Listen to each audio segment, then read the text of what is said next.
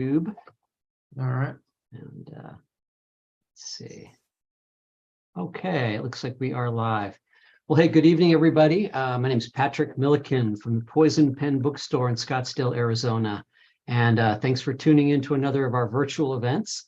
And it is a real treat and an honor to have one good friend of mine and one new friend, Todd Scott, longtime friend, author of numerous books, including this killer new book called The Flock, which we'll be talking about. A little bit of a departure, but still within your wheelhouse in a lot of ways.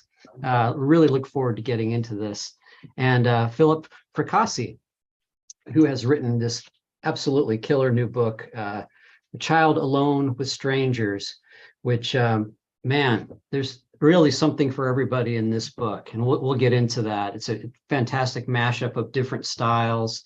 Also, before we get started, what a beautiful design. Yeah, it's a great cover.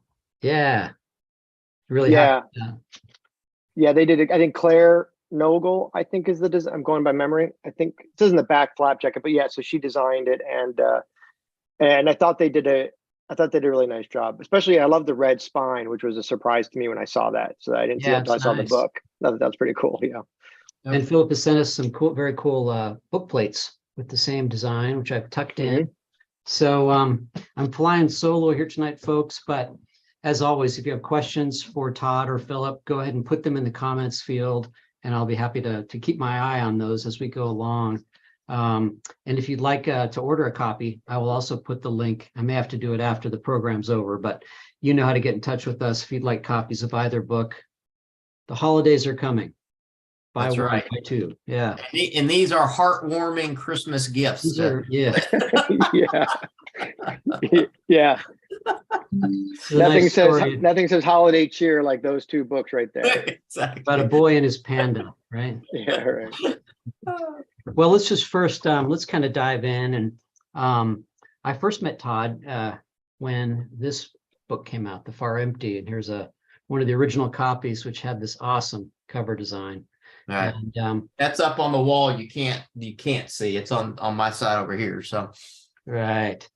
And so you published, I think, 4 novels, right, in that particular series.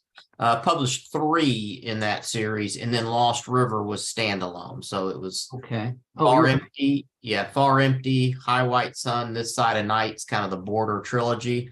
Lost River is a standalone crime novel, but still kind of in the same vein. Just moved from Texas to Kentucky, which is where I am now, and now The Flock. So right. So in the Lost River, I know that came out, right in the beginning or in the middle of the COVID pandemic first year. Difficult time to have a book released, and I know that that particular book was one that was very personal to you and near and dear to your heart. So before we move on to The Flock, would you mind just saying a few words about that book? Yeah. Lost River is, unfortunately, and I think probably Phil can talk to this a little bit too. It was tough writing during the COVID, the heart of the COVID years, the teeth of the COVID time. It was tough publishing. And so Lost River was a book I'd long wanted to write about my home, Kentucky, again, which is where I am now. I had done drug work out here in Kentucky at about the middle part of my career. Had seen the earlier start of the opioid crisis, which is now plaguing all of the U.S. So I really wanted to kind of write about that kind of from a unique viewpoint, and from a very personal viewpoint, from stuff I had seen and other stuff I'd been involved in. And so Lost River was the book that came out of that desire. And unfortunately, it's one of those books that you feel never really got the attention that you would have hoped that it did, or didn't kind of get some of the focus, because I thought it had a lot to say about the current crisis, and some kind of unique things to say. And I'm terribly proud of the book. Hope it finds life in other venues and other ways. But it was a tough time to try to get out and push books during COVID, understandably so.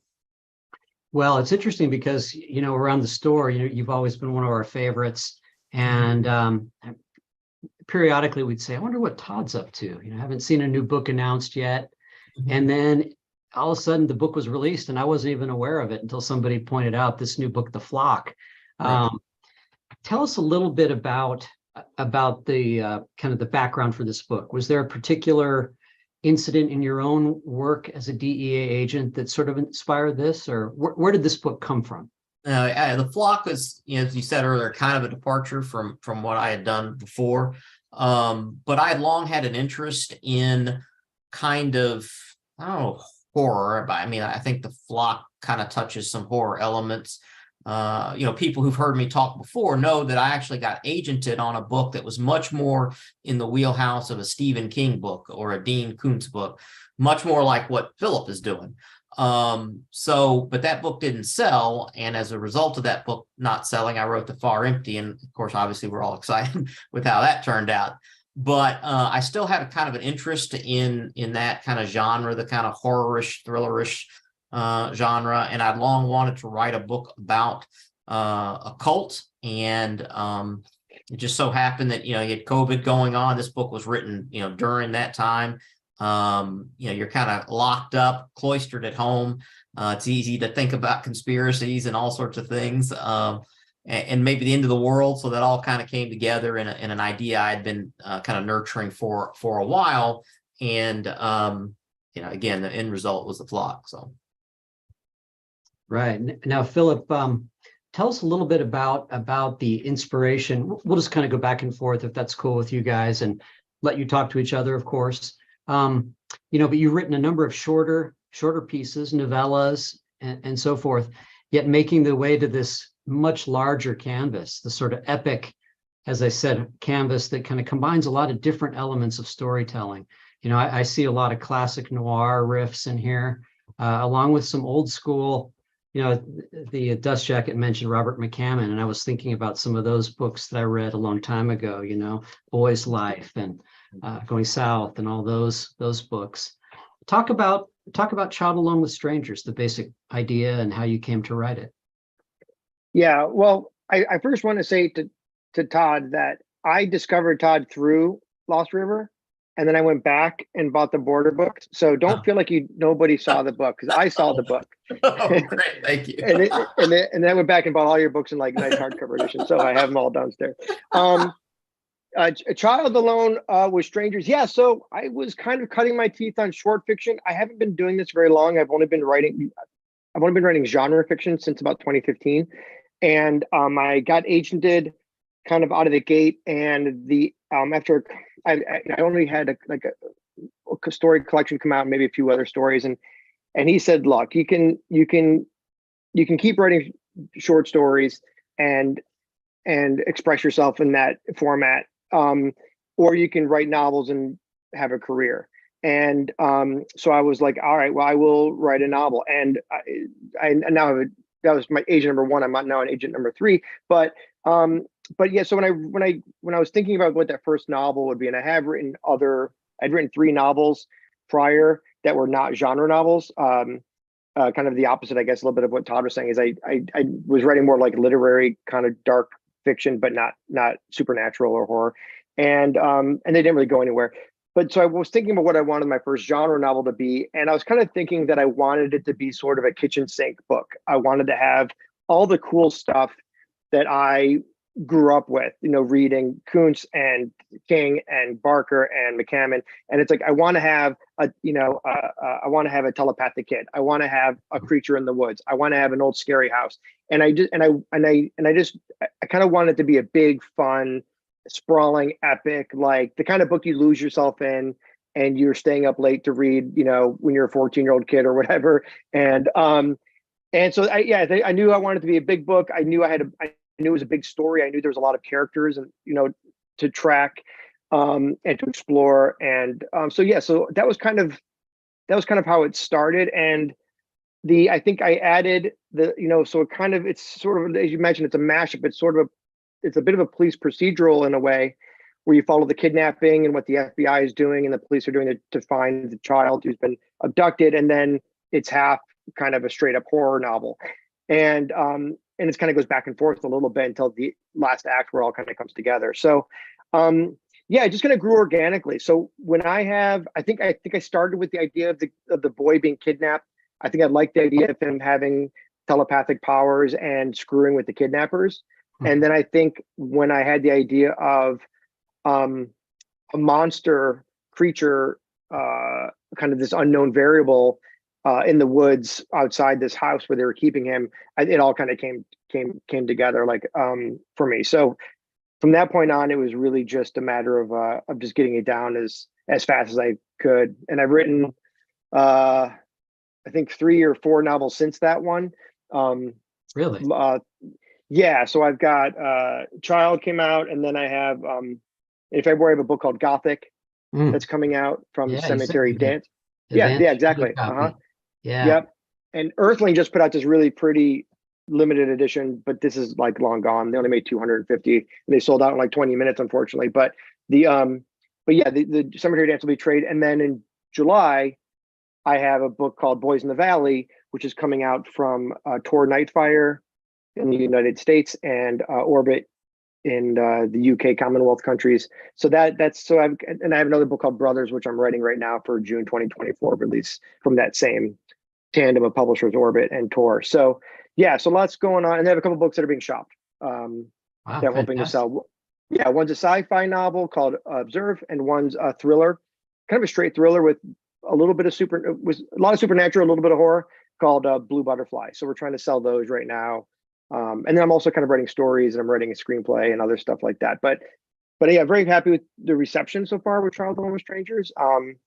People seem to like it. Reviews have been good, so hopefully it keeps getting out there and people keep discovering it. That's all you can really, to Todd's point, it's all you can really hope for as an author. You can only control so much, and the rest you just kind of hope word of mouth spreads and people like it and they keep talking about it. Absolutely. Yeah, and we talked about setting something up coming up in maybe in the summer in June or July here at the Poison Pen, which would be great. And we'll definitely do that. Yeah, I love that.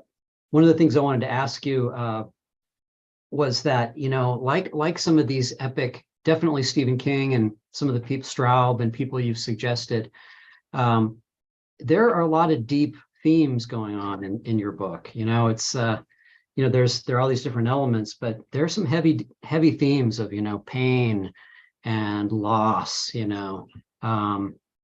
compassion and empathy and things like that, all going on with this 9-year-old kid. Yeah. Was that just something that those themes just kind of came out of his own pain, his own experience?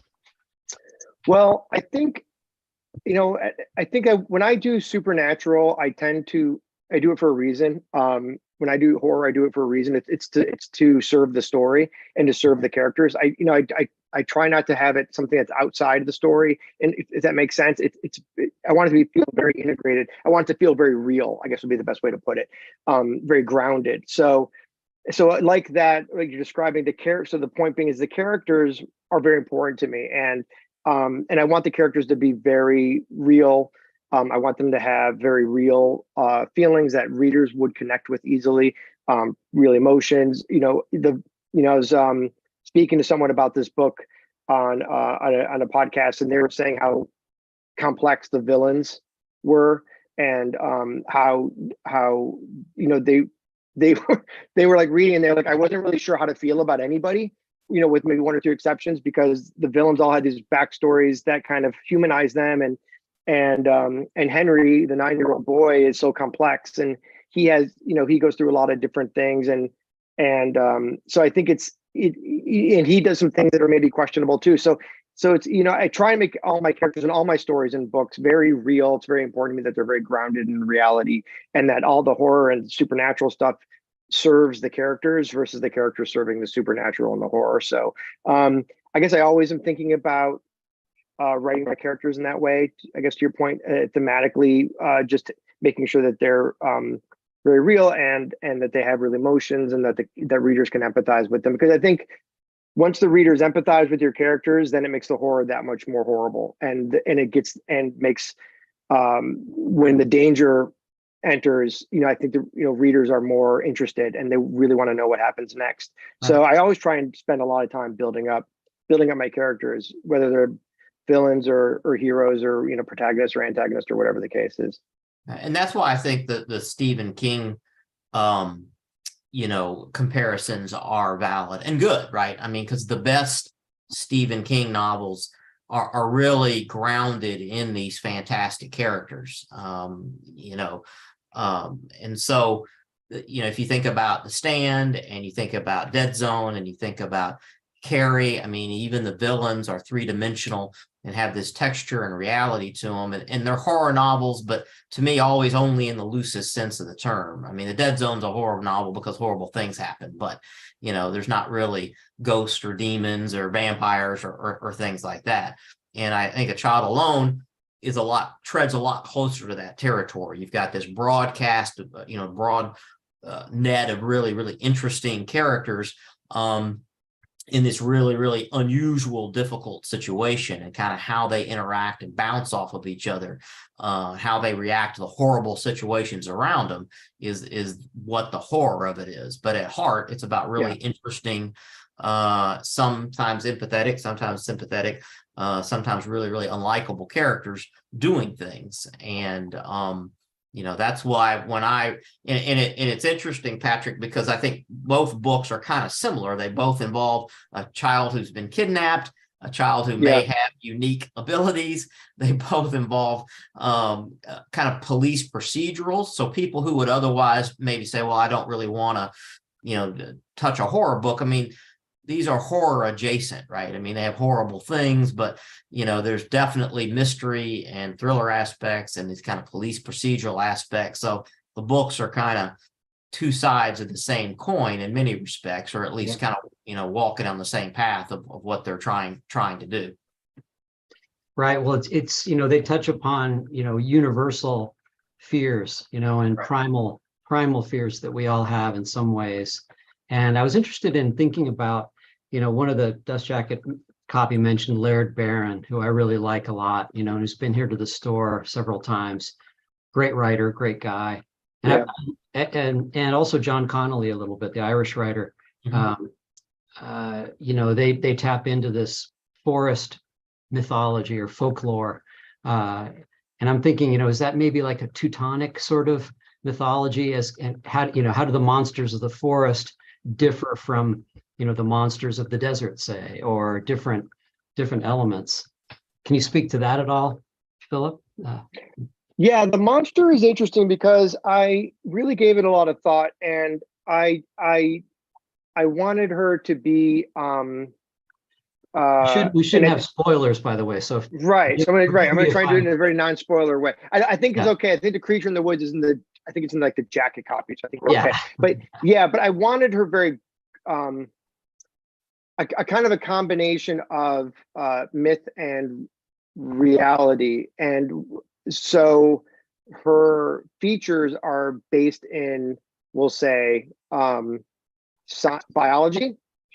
Okay, not human biology, but earthly biology. But she's also there's also like this alluded to history to her. And interestingly, well, that would be a spoiler, but so we'll just say, but yeah. And I think I'm writing a book right now called Brothers, for example, which ties into this conversation a little bit, because one of the things that I like to do is I don't necessarily like to hold myself hostage to, as a writer, to what has come before me.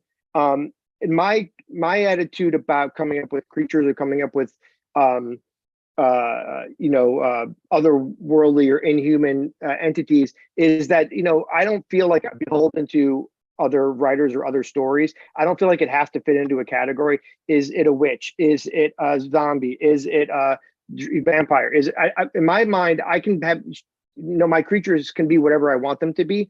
So I like playing with creating original characters and ideas, and kind of tying them into like very old mythology, kind of mixed with like sort of my own kind of made up mythology. And so I think this is an example of that, which is where I really wanted to do something that was completely original and not feel like I had to tie that character into something that was pre-existing. And I'm doing the same thing with Brothers, which is there's another entity where this during the Civil War period, which is not categorizable. And I think, and and I really like that. I don't see any reason to always try with genre fiction to necessarily be like, this is a werewolf novel, this is a vampire novel, this is. I don't like categories, and I don't like being confined. So when I write, I'd like to just kind of like go straight from, from the ground up and build something new. And I think that's kind of what I tried to do with Mother in this book. Yeah, I love writers who do that. There are a couple of that come to mind. One of my favorites is Frederick Brown. I don't know if you know his. Oh yeah, sure. You read a Frederick Brown story and you're not sure what the hell's going to happen. It Yeah. could seem like a complete like set piece. There are a number of the guy in the lab late at night kind of setups that just go off into this weird, crazy. I love that. I love that element also of classic pulp fiction. Of 20s, 30s, 40s, where there's all this interesting, as you say, they were creating genres, purely out of the imagination. Yeah, they weren't thinking about bookstore. This is not a negative thing about bookstores. They weren't thinking about placement. They weren't thinking about marketing. They weren't thinking about that stuff. They were just writing whatever they felt like writing. And Todd and I have spoken about this in the past, where he was like, "I think this next book's going to be it's going to be like a horror novel," and I remember being like very excited about that. And I think I want to talk about The Flock a little bit, because what I really like about horror, or what I really like about horror versus like sci-fi or fantasy or even crime or even thriller in a way, is that there are no boundaries. There are no preconceived notions. I mean, there are preconceived notions with readers, but there's no, with sci-fi, you sort of have to play within certain rules. With fantasy, you have to sort of play within certain rules. And I think with horror, it's kind of anything goes. To your point about Frederick Brown, who's amazing, is like, you can do anything you want. And I thought that was interesting with The Flock, was because I read Todd's DEA novels, and I remember thinking like, boy, to combine this kind of really intense knowledge of crime and criminal and police procedural kind of stuff with something supernatural would be so much fun. And The Flock was a great example of that. I spoke after I read it early on, and I just loved that. I loved that mashup of like apocalyptic meets like procedural kidnapping, murder / homicide or whatever. A little bit of Hitchcock thrown in too, man. I mean, yeah, it's a mystery too. Exactly. Yeah. All the wonderful bird kind of symbolism and, that whole architecture that you create in the book. Can you talk a little bit about that as we ease our way into The Flock here? Yeah, I mean, I definitely had the strong bird imagery throughout that thing. And obviously they did a great job. Thomas and Mercer did a great job with the cover, with kind of the birds also mimicking flames. And, I kind of went down the rabbit hole a little bit on my cult, right? Like I wanted to create a cult that was believable and had some consistency to it. But I didn't want to like recruit people to a cult. So writing this book, I had to go back and forth about what the mythology, Philip was talking about kind of mythology and stuff like that, what the mythology of this cult was, what the people believed, how much of that I wanted to introduce in the book. Because again, I didn't want it to be a how-to manual on how to create a cult. But I think the main thing that I wanted to do with this book is, cults are mysterious and enigmatic, and they kind of defy explanation in many ways. And so I wanted to structure the book to reflect that. So in a typical book like this, you'd have an A and B narrative, like a present and past. So you have the kidnapping that go on in the present, and then you would go have these alternating chapters where you would have a B story that would take place when the cult was at its most active, and you'd kind of see how the cult has changed over time. That would have been a completely legitimate way of writing this book. But I wanted to do kind of this puzzle mystery enigmatic thing. So my backstory of the cult is done in all these kind of epistolary things. And I very much wanted to write a book in that vein. So the backstory all is, FBI reports and medical examiners reports and birth certificates and newspaper articles and even script pages, because this cult had been famous for a while. And so, and each of those things is kind of presented out of time, out of order. So your view as a reader of the cult is influenced by all these other people's view of it as well.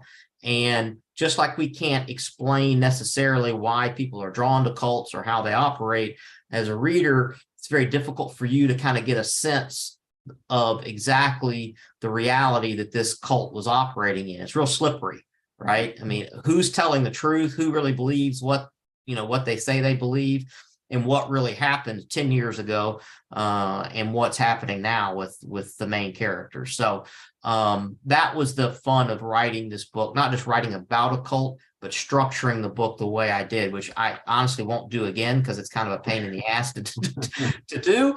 But it was enjoyable to do it while I was putting the book together. And when you set the book, obviously it goes a little bit out into the future, a couple of years, not too far. Right. But let's talk a little bit about some of the basics of these cults. There's what they have in common, the way you present them in the book. A lot of them have this sort of messianic figure. Right. In this particular case, there's like some scam where you pay in, and they very much prey upon the vulnerable. Right. And I couldn't help but think, forgive me, people, if there's anybody watching, but Scientology, as part of that racket, and you think about, Waco, of course, and Jonestown. There are certain, what are some of the main beats that you included in the book? Yeah, I mean, I very consciously drew from real cults and kind of put it all in a blender. And you hit a lot of them, as well as the one that's been in the news a lot lately, that the Vow series is about. That's the Rainier character. That's very much, he was tossed in the mix. I name check a lot of actual cults in there. And I did a lot of research. I didn't have to research all the cop stuff, but I did have to research the cult stuff. And so I wanted this cult to be very much a product of the 21st century. So there's a lot of stuff about the internet and memes and them you connecting via the internet and this kind of self-actualization and all wellness being a little bit, all of that kind of thrown in there, because we see that nowadays. We see that on the internet. We see a lot of that stuff, this idea of kind of conspiracies and conspiracies. I mean, I'm not a topical writer. I didn't pick this book to write at this time because this is what was going on in the world, but it definitely had a kind of unusual synergy where the things I wanted to write about, it wasn't very hard to find real world examples of it, and just to sand off the name, give it a new coat of paint, and toss it in the mix. But I wanted the cult to be modern and to use modern techniques in a way that it approached people. And I think that's reflected in both versions of the cult that we see in the flock. Can I interject real quick with one question? I was going to say, I thought was a really fascinating decision was to it's a spoiler, is the family drama within the cult was like kind of it was sort of it kind of like doubled down on all the tension already built into that kind of situation. But on top of, sorry. The two sisters. Yeah, the sisters, and the daughter, right? And just kind of like that relationship. Don't want to spoil anything, but I thought that was really engaging. Their relationship and how it kind of how the cult influenced it over the course of years. Right. Because these cults are such kind of finely tuned environments, right? Like they're these hermetically sealed environments that and they have to be that way, because if reality intrudes, then they don't work, right? Which is why these cults tend to kind of be off on their own and that sort of thing. So there are these kind of own little mini universes, but yet you have all the passions and prejudices and guilt and anger in these little mini communities. Right. But so much of that is out of sight. We don't see a lot of that.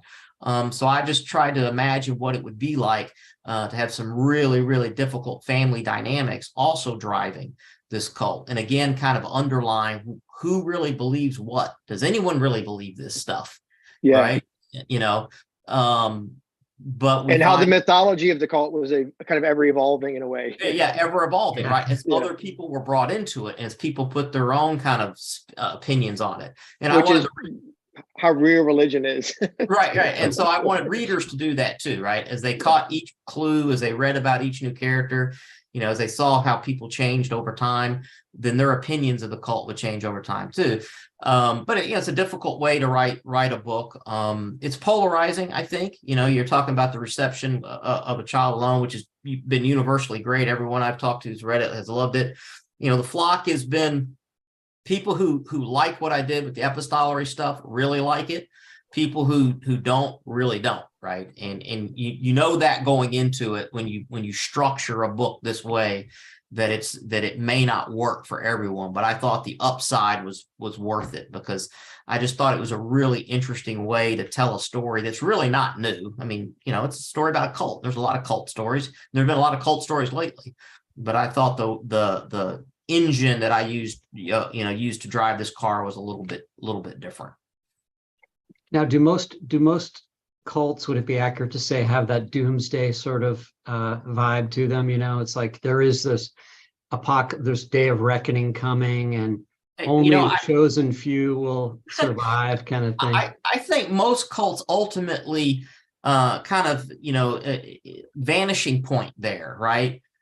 You know, because in order to kind of continue to hold people close and pull people in, you have to continue to promise something, right? Or you have to continue to instill such a fear in them, right, that they stay. So I think even the most, a cult that starts without necessarily talking about the apocalypse always ends there, when all's said and done, because I don't know how else they can end. Right. Sure. Yeah. How did you guys kind of become aware of each other in your books? I don't want to get in the way here. If you guys, why don't you talk to each other about your work, and I'll dip in with some questions. Yeah, well, yeah. I just want to say also on to what you were saying, Todd, is I think also the apocalyptic thing and the doomsday thing is what's also fascinating about which I think is very unique with your book, is that you take the element of like what's real, what isn't real, right? But then you ground the book in so much reality with the very, like, I think there's, correct me if I'm wrong, I thought they're like court court documents, court documents and the autopsy stuff, which is all very like, because this is what you do, probably a good part of your living is dealing with this kind of stuff, but so it's all very real, right? And so it makes the question mark side of the story even more fascinating, because you're kind of like, it adds a layer of like, well, I feel like I should really believe this because this is all very believable. And so I thought that was a really interesting way to kind of play with the readers, right, what's real, what isn't real, sort of thing. And that's exactly what I wanted to do. Have that really, really real stuff versus stuff that the reader has to kind of say, well, I don't know, maybe, right? Yeah. And it's interesting that you decided to use that to create the background for the cult, because a normal thriller, what you'd say is you just story, and then you kind of pick up pieces from what the dialogue would be or what the actors, the characters' interaction would be. So I thought that was an interesting choice. As far as how Todd and I met, I'm just online. I think you mentioned one of my books once, and I was like, "Whoa, you're a fan of my." Well, it was your book of short stories. Beneath the Pale Sky, I think, right? Right, Beneath the Pale Sky, and I had actually read a review of it in Publishers Weekly, and thought, wow, that sounds pretty good. I'm a big Laird Barron fan, and it sounded very much, like his stuff. And I met Laird, and Laird's actually been very supportive of my writing as well. It's interesting. Philip and I have moved from kind of crime or literary dark fiction into genre fiction, and Laird for a little bit has moved from genre fiction into crime novels, right? So shows we're all kind of working out, out of the same stuff. But in any event, I picked that up and read it and thought it was great. And, you know, I always try to call out writers whose stuff I've liked and who I've been impressed with. Because when I put up on Instagram or Twitter, or any of my own stuff, people ignore it. It's crickets, right? You know, but if you put up bourbon you're drinking, dog photos, or if you name check other authors, then people like that. And so I think I did that. And then we kind of started corresponding, as you do, back and forth on Twitter. And you mentioned A Child Alone and asked if I'd be interested in taking an early look at it, which I did and thought it was fantastic. And that's just kind of how Yeah. it was. But, you know, he's a tremendous short story writer. And you know, the Beneath a Pale Sky is a wonderful book to read. But it's tough to make a living. Your agent was definitely right. It's tough to make a living writing short stories. And I'm a shitty short story writer. I've written a couple and in anthologies, and I was always the worst short story writer in the book, because it's just a really, really unique talent to be able to write high quality, engaging short story or novella length pieces. And Philip can do that. And if you can do that, I think it's a lot easier to expand out to novels. I think it's hard to start as a novelist and work your way back to writing short stories, or at least it's been hard for me.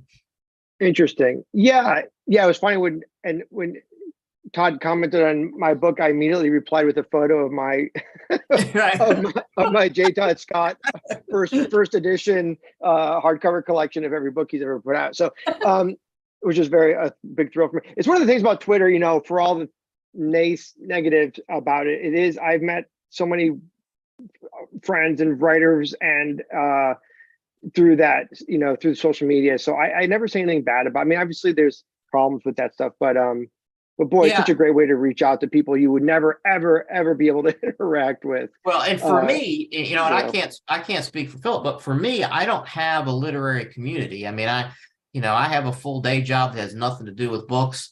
So, you know, other than when I do a book release and can for a couple of weeks pretend to be an author, you know, I don't have any other outlet. So the only time I really can interact with other writers is through social media, you know, and again, it's got a lot of limitations and plenty of issues, but I've met most of the authors I know via that media as opposed to anything else. Well, in the before times, Right.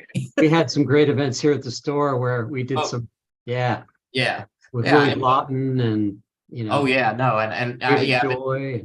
I've been very fortunate to come out and host those events there, and those are fantastic. But I'm not in Arizona anymore. But right.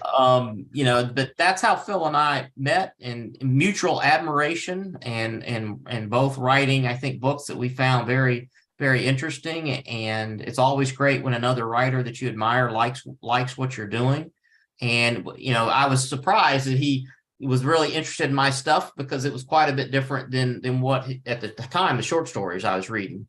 But, you know, then I read the full text of Child Alone, and I was like, oh yeah, I can see why we would really like the same stuff, because, you know, the greatest compliment I think you can give another writer is like, man, I wish I had written that book.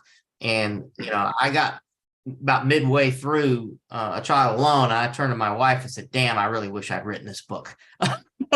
Because it was great. It touched on all the sort of things that I like, and characterization and dialogue, and it's got kind of propulsive action. And, you know, I'm a fan of big books. Big books are tough to write.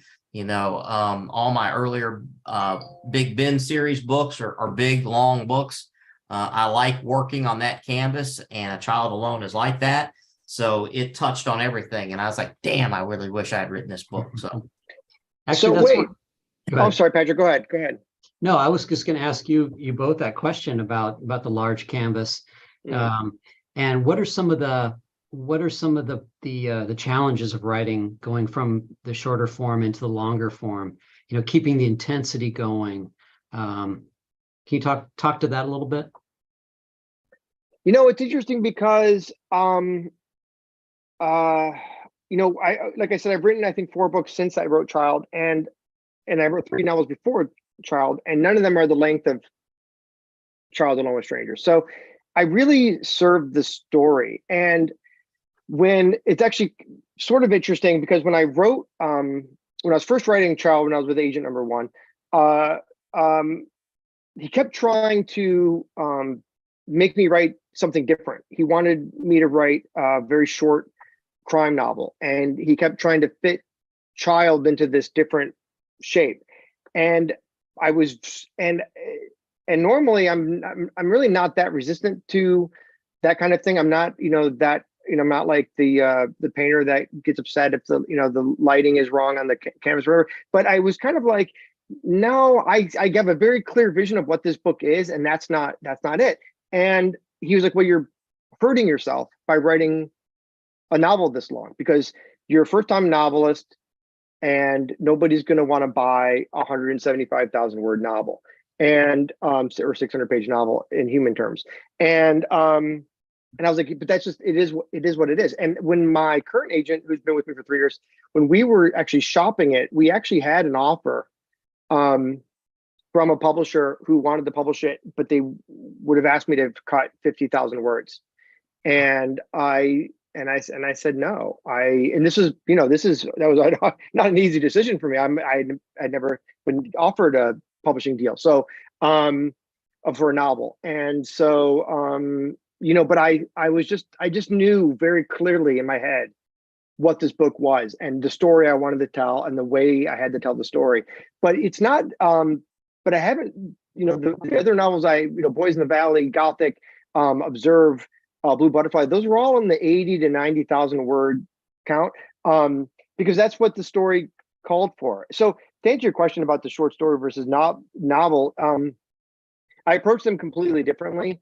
I approach novels much the same way I would approach a screenplay, which is that I have an insanely detailed structure, an outline that I build that takes me probably, depending, but on average about 3 to 4 weeks, where I break down every single chapter, notes on every chapter, relationships. What am I seeding? What's the misdirection? What is, and then when that's all done and I feel really good about it, that's only then do I begin writing it. And if the story changes while I'm writing it, which is allowed, if the characters evolve ways I didn't foresee, then I can go back to that outline and I can go, okay, now I need to kind of like readjust it. But it's much easier to adjust that outline than it is to kind of rethink the novel that I'm writing as long form prose. So that's why I work that way. With short stories, I usually know the beginning. I don't even say that. I know the idea, the core idea, and I know the ending.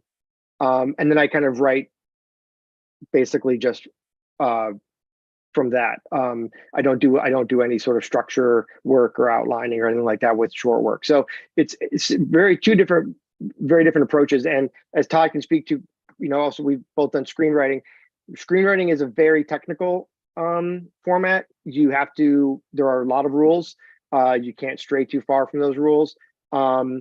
And it's very structured because you are building a foundation for other people to work from. So you can't screw around too much. If you're the writer and director and producer and all that stuff, like Quentin Tarantino, you can kind of be a little bit more loose with it. But so those technical things like that I've learned by teaching myself, like with reading guys like John Truby and Sid Field and Blake Snyder and Robert McKee and all these guys, I apply a lot of that to my screenwriting, and then I have since applied a lot of that into my novel work. What's interesting about that is, Philip and I couldn't approach novels any more differently, right? Now I do plot and do outlines and stuff for the screenwriting, but for the novels, even for the Flock, even given how this book was structured, I didn't start with an outline. I just sit and go.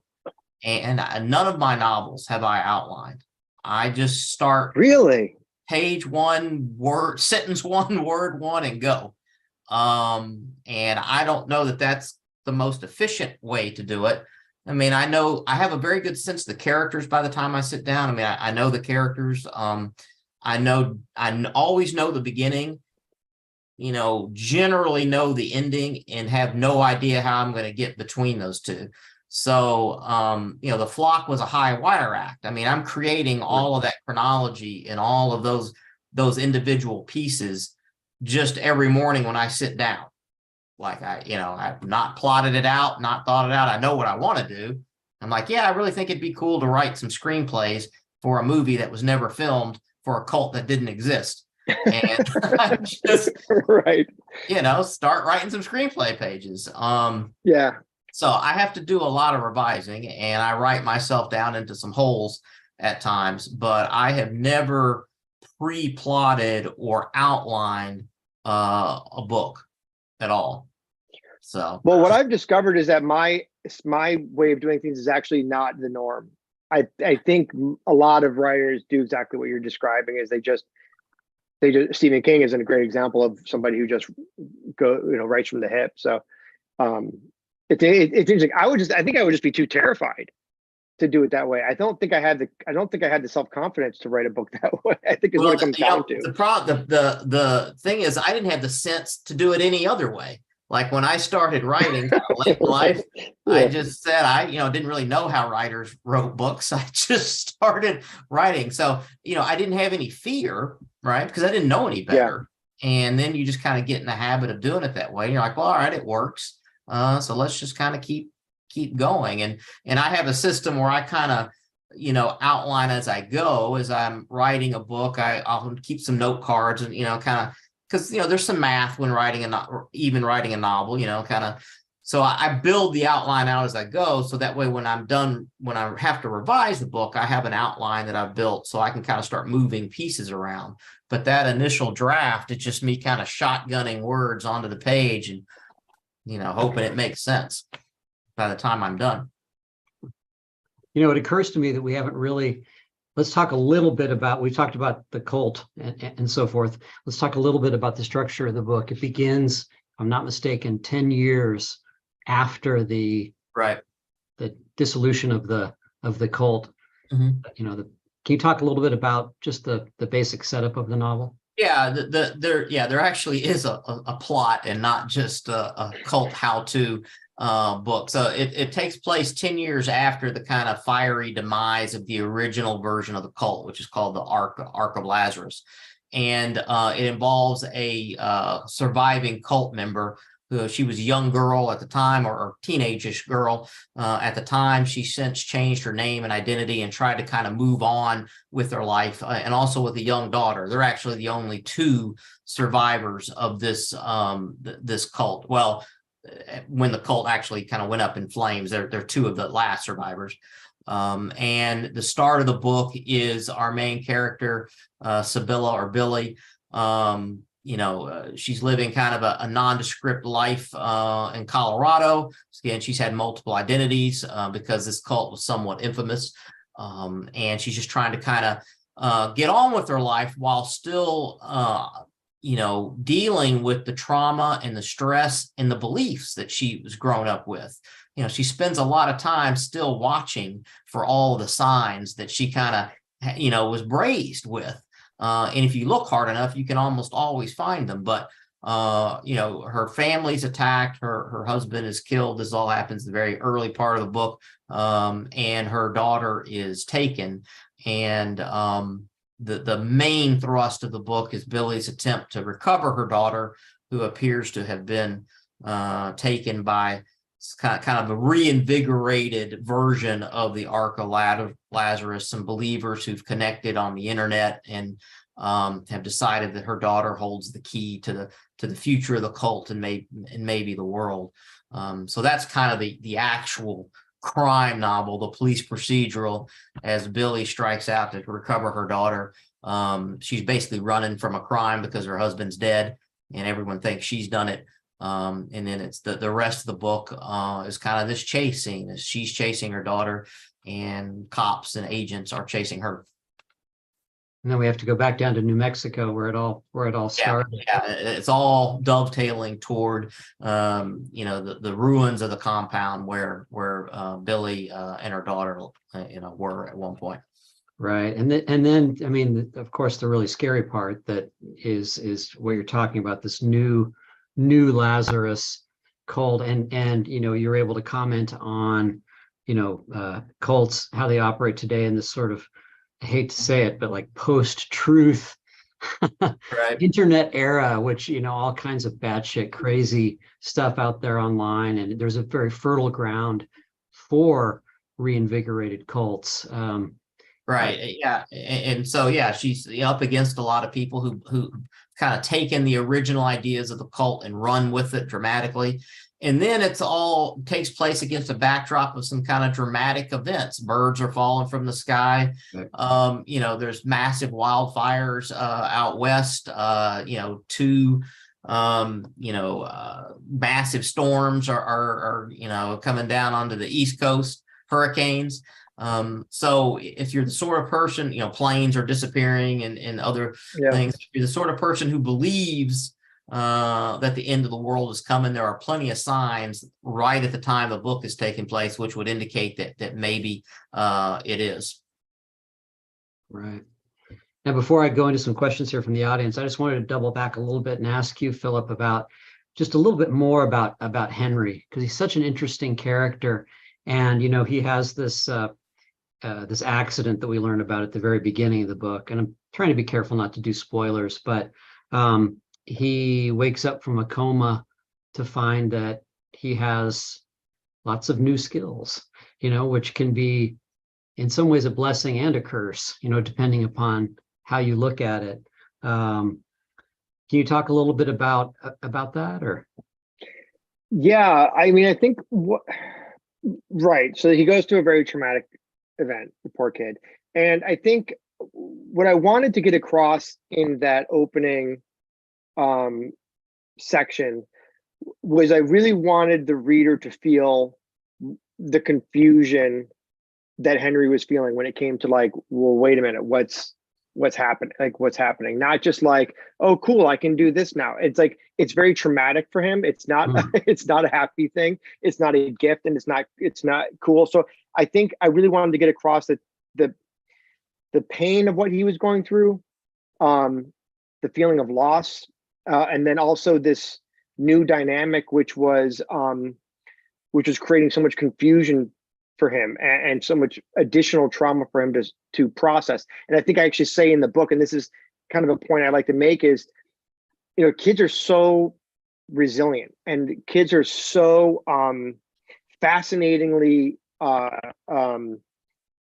malleable, you know what I mean? That they when stuff happens to kids, they respond to it in such a different way than an adult would, because we're also hard and calloused, and we have these shells and everything. And when something weird happens, we're just like, no, like, I'm not dealing with that. Whereas the kid's like, oh, this is interesting. Like, what now? How do I respond to this? And how do I move on with this new element of my life? And so I think Henry's dealing a lot with how to move on. And I also think with Henry, it's not just the trauma, it's not just the loss, it's not just the physical trauma, it's not just this new element of his mind that he's dealing with, but he's also is a kid that has a lot of very real, very normal, everyday kid issues. He tries to make friends and he's trouble making friends.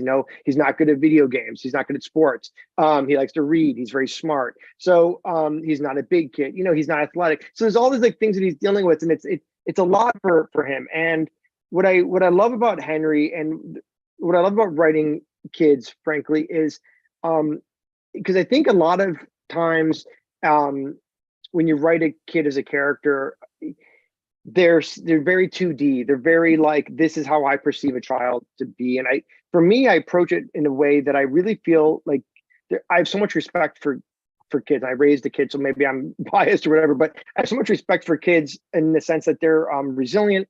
They're so smart. They're sponges when it comes to information. They're tough. They're tougher than you think they are, and they're brave. But they're also there's this weird amalgam of like bravery and terror. But like, and I use this analogy sometimes, which is like how a 50-year-old responds to to the closet door is slowly opening and a gray hand reaching around into view is very different than the way a 9-year-old would respond to that. And I think the 9-year-old is much more accepting that what's happening is real. It's a situation that needs to be dealt with, and they're going to deal with it. Whereas I think an adult is sort of like maybe rejects it out of hand and just pretends it didn't happen. So Henry is sort of was for me was a way to workshop a lot of those very raw and innocent emotions and that malleability of dealing with trauma and forcing yourself to move on. And then later in the story, when he's dealing with the kidnappers, he shows incredible bravery. He shows that he's made of tougher stuff than he realized, sometimes to his detriment, in a way, because sometimes he's too brave and it gets him in trouble.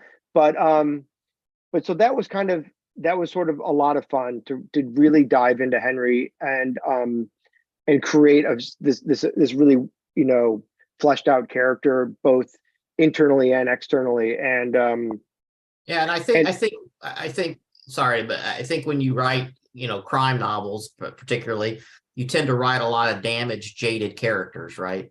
And kids are far from jaded, right?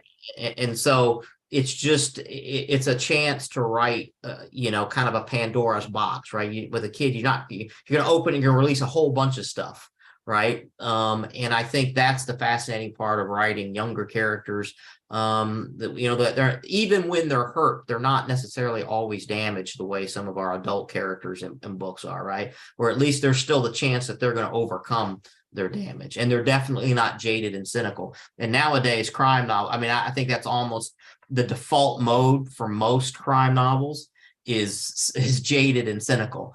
And so Henry is a character in a crime novel. It's got horror, but it's got crime in it, and he's not jaded and cynical. And I think that's why he's an attractive character to write, an attractive character to read. Yeah, even after everything that happens to him, right, he's still swinging. And I think that's what made him. I loved that character. I really want to explore him again.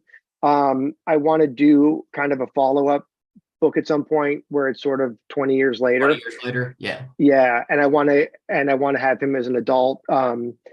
And I have some ideas for that, but that's a down the road thing. But it would be a lot of fun to go back to his world and play in that sandbox a little bit more, for sure. I like just the general riff that the answers are within rather than maybe without. He needs to go inward to find them. Yeah. Let's see. Before we wrap up, there's some questions here. Let's see here. Thanks everybody for watching too. Boy, you both have some real fans on here. A lot of people just saying how much they love your stuff. Child Alone is awesome. The Fracassi train is certainly full steam ahead. Indeed. Let's see. Jeff says, I'd love a prequel with Liam. Oh yeah, so Liam is one of the characters in A Child Alone with Strangers. He's one of the bad guys.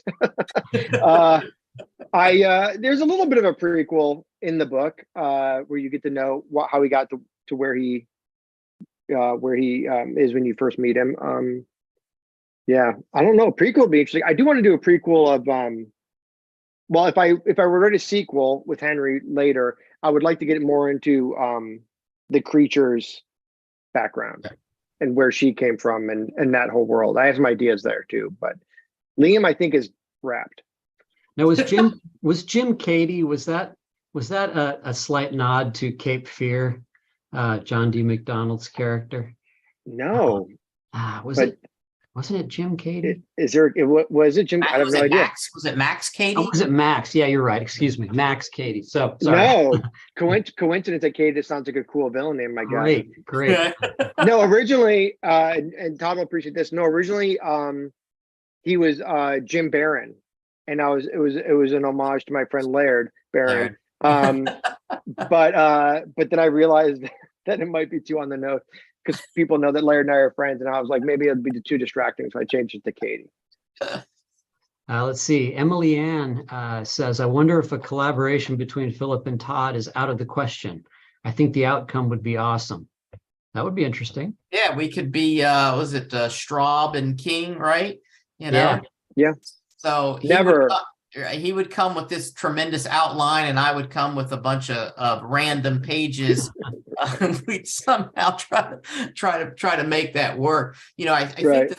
I think the thing that you know, I hope that Philip and I can talk about is you know, doing a screenplay or something like that, because you know, I think we both have an interest in that realm. We both had you know, worked in that area a little bit, and so you know, developing you know, pitches in a TV series or a screenplay, stuff like that. That's the exact sort of thing that, you know, guys like us would love to sit around over a hazy IPA or a bourbon and debate and discuss, right?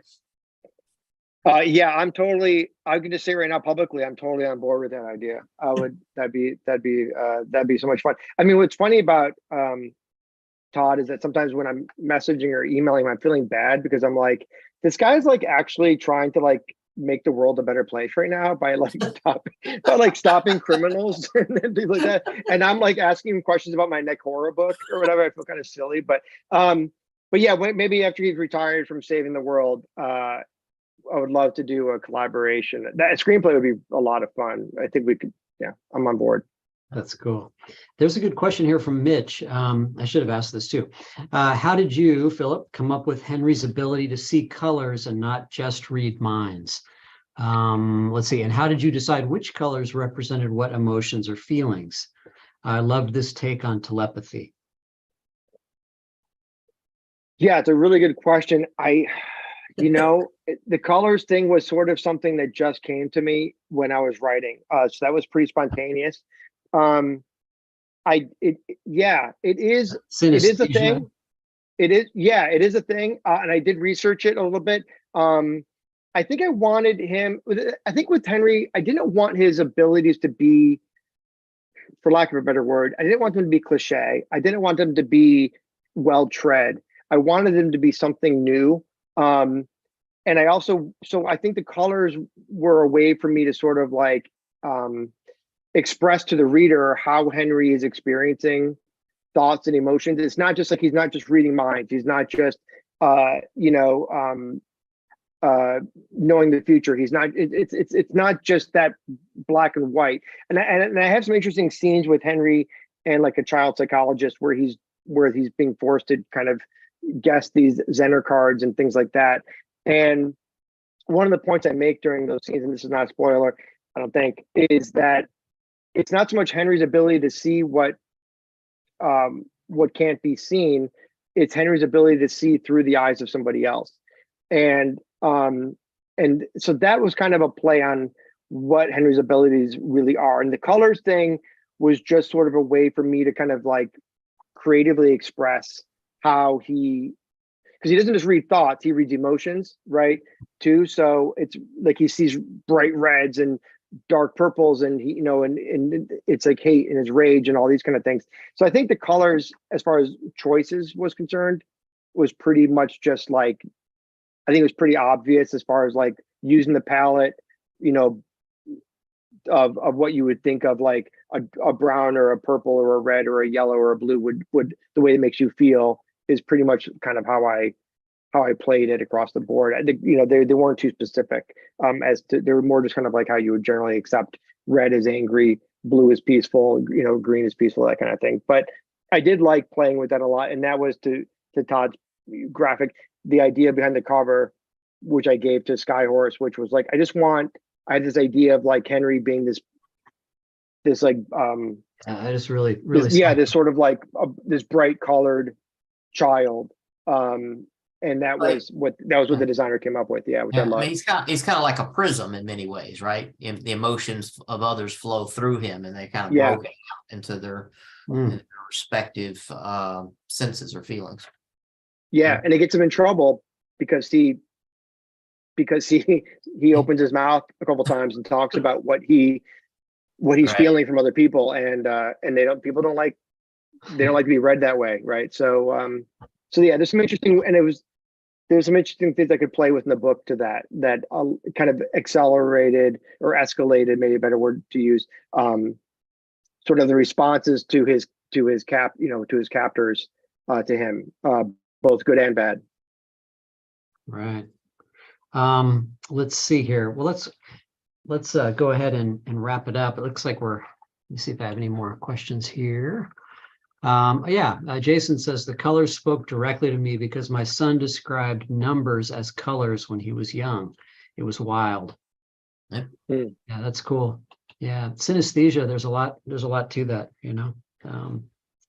We had a discussion with the big best-selling writer David Baldacci. Sure. One of his characters has synesthesia, and we got into a pretty interesting discussion about that. And I started asking about time-related synesthesia. Where people view time in a certain way, and it's pretty interesting to think about. I have this view of time going back. It's so bizarre. I don't know if I want to even bring it up because you guys are going to think I'm insane. or we're going to put you in a book. Or we're going to. Yeah, I was going to say. No, but Go, time. please. I was like like, please go on. I'm making notes. Right. It's like this weird tube when I think about it going, and it goes back in time in my mind, and it curves at certain points. It's very odd, and I've always been that way. Wow. And Baldacci was talking about how, some people actually look at this grid surrounding them of time, and time passing. Interesting. Yeah, which of his books did he had the reference to that in? Do you remember? Was it a recent title? Shoot. I know he writes a lot of books, so it's hard to. It's one of his protagonists. It's not a particular book. And I think it might be the Memory Man. Oh, yeah. I know that That's series. the character that has the synesthesia.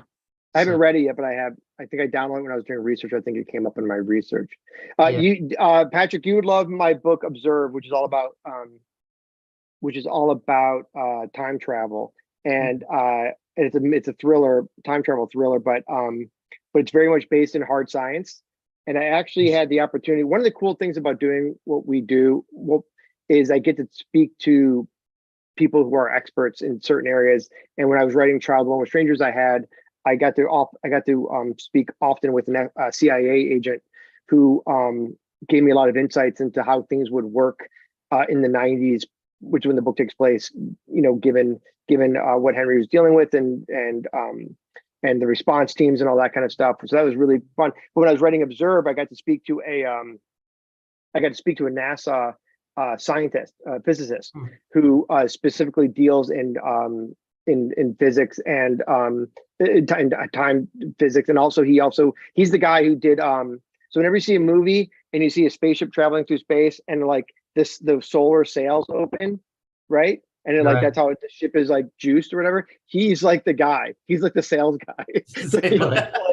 He's been in like documentaries and books and stuff like that. So he's like the guy who did the sale. So I got to speak to him for a while about Observe, which was really fascinating. And I also got to I went online to an event just like we're doing now, and Michio Kaku was doing a Q&A, and I got to ask him a question that is kind of like the key plot point to my novel.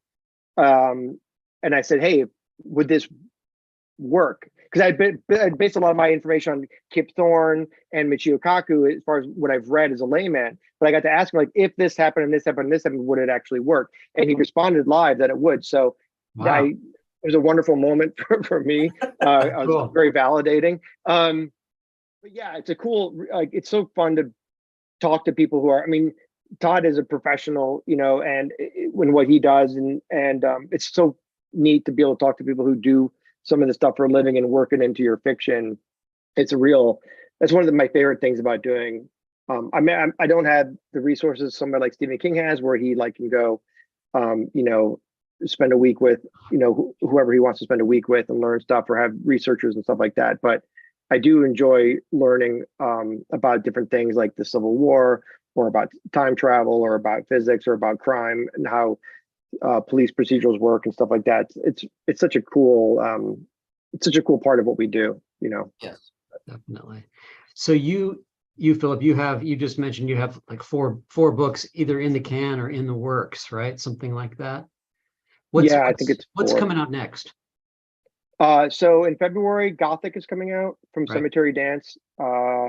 In July, That right here. There's yep. the ARC. Thank you. That's it. Yeah, it'd be hardcover, paperback, and ebook and audiobook. And then July, Boys in the Valley. Right. And then in October, I have a new story collection coming out called No One Is Safe. And then in June of 2024, I have a new novel coming out called Brothers, which I have not written yet, but I've sold to Tor and Orbit. So worldwide release in 2024 for that. Wow. Wow. Now, Todd, what about you? What are you working on next? Well, I have my next book set up. It's called Call the Dark. It comes out about the same time that the Flock did next year. It's my September. 2023. Yeah, it's 2023 book. It's kind of touches on some of the same thematics that the Flock did, but kind of a much more straightforward, propulsive narrative, not all that epistolary stuff. But I had still some gas in the tank in that area, so I want to kind of finish that book. So publisher's happy with that. Just finished the last couple tweaks, and so it'll be out next year. And I have started the book after that, which I think might be another trilogy. I don't know that I can give many secrets about that. I haven't shown much of it off to my publisher yet, but I'm probably I don't know, 7,000 or 8,000 words down the rabbit hole with that. And I think it's going to be a trilogy. I'm introducing some characters that I like very much. And we'll see how that goes. So Is Call of the Dark another horror crime hybrid? It pulls back a little of horror, and it probably treads more into straight thriller territory. Is set in the West? No, actually, Call the Dark is set in West Virginia. Oh. And it's first book I set there. It takes place predominantly during a snow. It's one of these books, again, time compressed. You got a lot of bad people chasing each other over a mountain in a snowstorm. And Nice. so, yeah, in the wilds of West Virginia. So it was fun to write. Sort of book I'd probably like to flip into a screenplay at some point. I think it's got that. But excited by it. My editors loved it, for whatever that's worth. They loved it, so we'll see what happens when it comes out. You think you'll go out on the road at all? I hope so. I mean, I definitely, I wasn't really available to do that this year with everything else I had going on.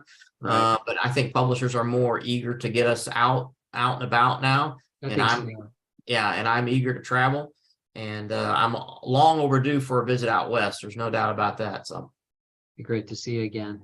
Yep. Well, gentlemen, this has been a great hour. Thanks so much. And congratulations on both of your new books.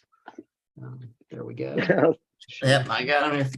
Yeah, thank you. Man, I don't have any props at all, you guys. I just have. You have that cool skull on the wall there. Which Yeah. It looks very writerly. No, it was great, Patrick, for you having us. Philip, it was great to talk to you in person, and it's always a pleasure. So thanks for having us. Yep. Yeah, thank you, Patrick. And I can't wait to do an event at Poison Pen next year. It's gonna be would love that. That'd be awesome. Yeah. And I'll definitely come out. Guys. Yeah, definitely come There you out go. for that. Take care. I'm gonna be there. Happy holidays.